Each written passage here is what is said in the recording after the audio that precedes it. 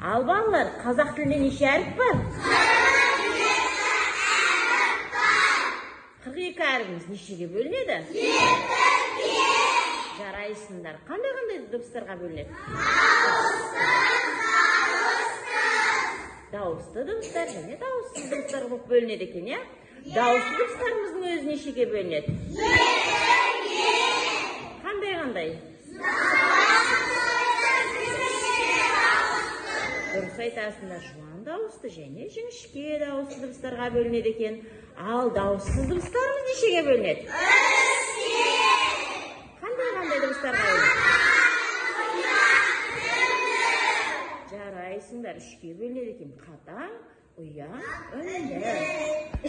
Ал балалар, бүгінгі жаңа сабағымыздың тақырыбы жаман жолдар.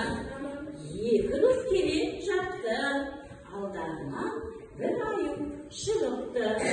Олардың біреуі ауру екен, ал екіншісі мықты жас жігіт екен. Ол аюды көре салып, ағаштың үстіне жүгіріп шығып кетеді. Ал екінші жолдасы ауру екен, ол жүгіріп шыға алмай жерде жата қалады. Сонда аю жаңағы ауру жігітті иіскеп жөнеледі. Ал ағаштың үстіндегі жолдасы ағаштан түсіп, сен құлағыңа аю не деп сыбырлады деп сұрайды. Сонда досы тастап қашқан жолдаспен дос болма деп айтты дейді екінші жолдас. Ал балалар, бәрі не туралы екен? Жолдас туралы екен, иә? Соңғы жолдас келе жатады, иә? Алдарынан не шығады? Аюды көрген екінші жас жігіт, жас жолдасы не істейді? Жүгіріп ағаштың үстіне кетеді. Ал қасындағы ауру жігіті не істейді?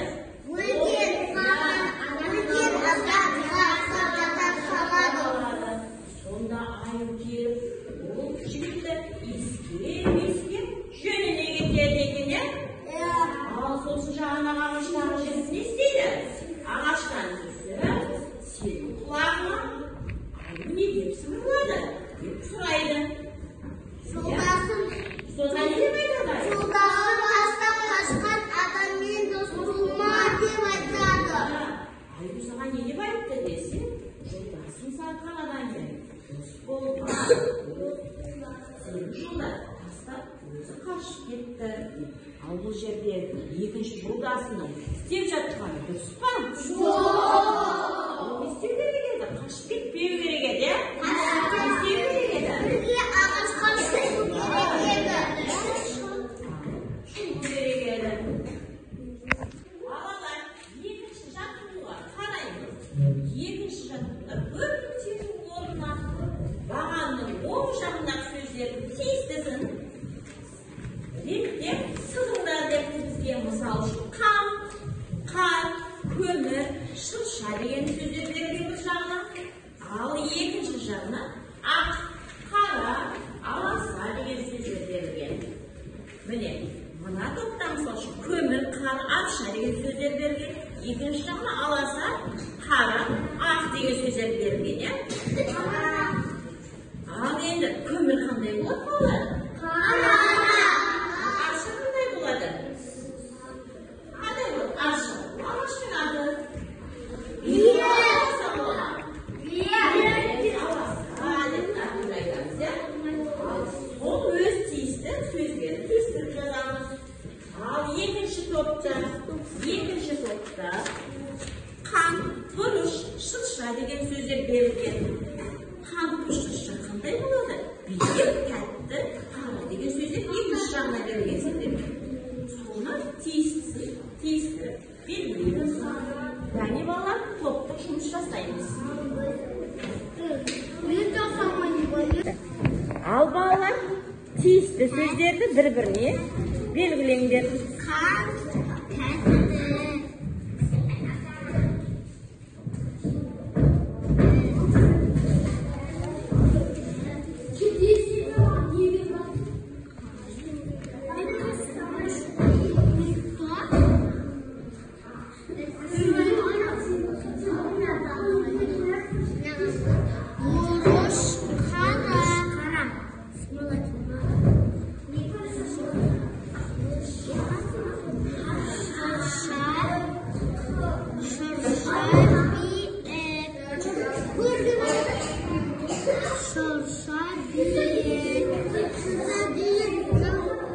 Болдыңдар ма балалар? Иә. Ерасыл, айта ғой, көтеріп қорғап бер. Бұл енді дегеніміз біздің сызғанымыз. Айта ғой. Қан? Қан тәтті. Тәтті екен, иә? Бұрыш? Бұрыш, қарағаш дедік. Шырша? Бекіс дедік. Шырша бекіс. Өте жақсы, жарайсың. Ал балалар, екінші топқа көмір, қан, ақша деген сөздер берілген. Енді осы жанындағы сөздермен теңестіріп белгілейміз.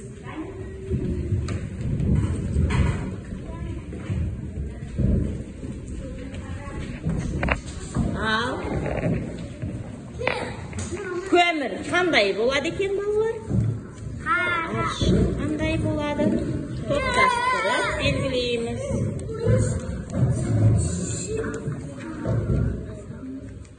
Топтастырып белгілейміз балалар.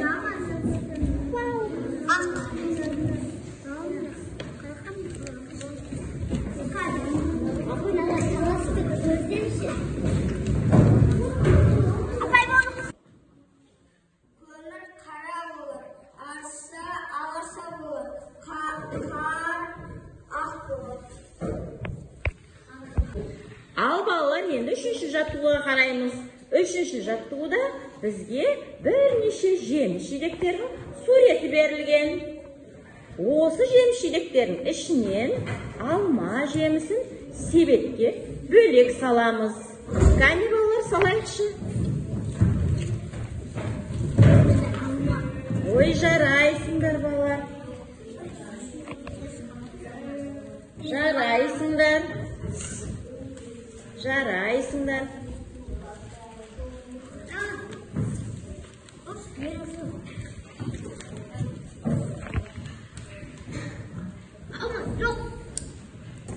Бәрін салдыңдар ма? Иә. Жарайсыңдар. Ал, енді алма қандай екен? Түсі қандай алманың? Қызыл. Дәмі қандай болады алманың? Ал,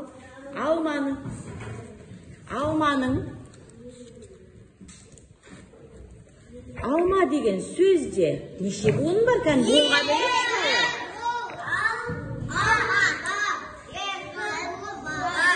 Кәне қайтадан буынға бөлеміз. Алма, екі буын бар. Жарайсыңдар. Ал балалар, келесі топқа бірнеше жемістің түрлері беріліпті. Осы жеміс-жидектердің ішінен тек алмұрт жемісін алып себетке салыңдар дейді. Кәне саламыз бәріміз.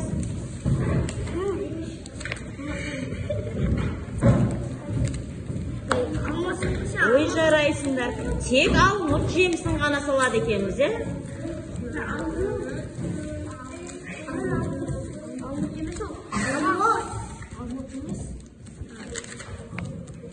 Тек алмұрт жемісін ғана салады екенбіз. Сау болдық па балалар? Кәне, алмұрттың түсі қандай болады екен? Сары болады екен, е? Піскен кезде сары болады екен. Ал алмұрттың көлемі қандай? Кішкентай болады екен. Ал дәмі қандай болады? Дәмді болады екен. Енді алмұрт сөзінде неше буын бар? Алмұрт, екі буын бар. Кәне қайтадан буынға бөліңдерші. Алмұрт, екі буын бар. Жарайсыңдар. Ал балалар, екінші жаттығуға қараймыз. Оқимыз. Кім оқиды? Көптің теңіз орнына бағымыз жағындағы сөздердің тиістін қойып жаз. Көп нүктенің орнына бағанның оң жағындағы сөздердің тиістісін қойып жаз дейді, е? Дәптерімізді ашамыз, ал жазамыз. жазамыз. Ал балалар, келесі жаттығуға қараймыз. Екінші жаттығуды тапсырма бер. Кім оқиды? Арсен оқу ғой. Екінші жаттығу көп нүктенің орнына арнаның орнына сағымдағы сөздердің сөздер қойып жаз. Көп нүктенің орнына бағанның оң жағындағы сөздердің тиісін қойып жазуымыз керек екен. Ал қандай сөздер берілді? Қант деген сөз берілді. Қант. Қандай болады қант? Тәтті болады. Қарғардың түсі қандай болады?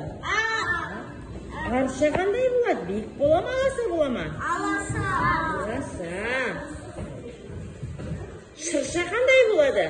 Биік па, аласа бола ма? Биік болады екен. Ал енді сол сөздердің тиісін қойып жазамыз. Ал балалар жазыңдар. Жазамыз.